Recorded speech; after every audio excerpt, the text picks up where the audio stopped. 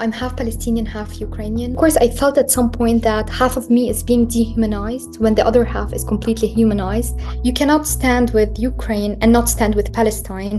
And at the same time, you cannot stand with Palestine without standing with Ukraine. Because what's happening, there's occupation on both sides. There's settler colonialism, there's illegal occupation. My father is Palestinian, my mom is Ukrainian.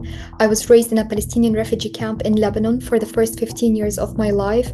We then moved to Ukraine in 2021 after the situation in Lebanon was getting worse. And then the war started in Ukraine. But now that the events started in Gaza, I felt that the narrative is changing a bit. So before, when I used to introduce myself as Ukrainian, I didn't need to explain myself twice in order to really see the empathy in people's eyes.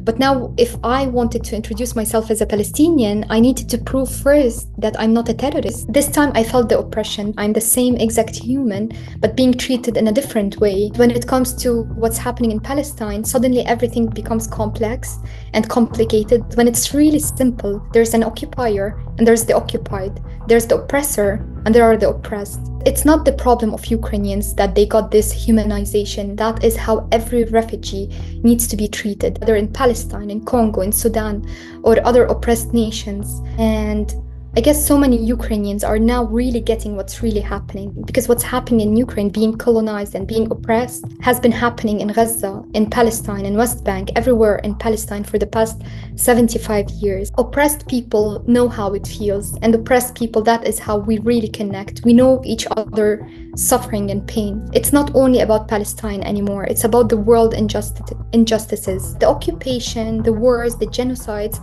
they kill the people that we love. But one thing they can never steal away from us is the freedom that we have within, and the hope that we have within, that one day Palestine will be free and Ukraine will be free. Slava Ukraine, heroyam slava. سلام لأرض خلقت للسلام وما رأت يوما سلاما.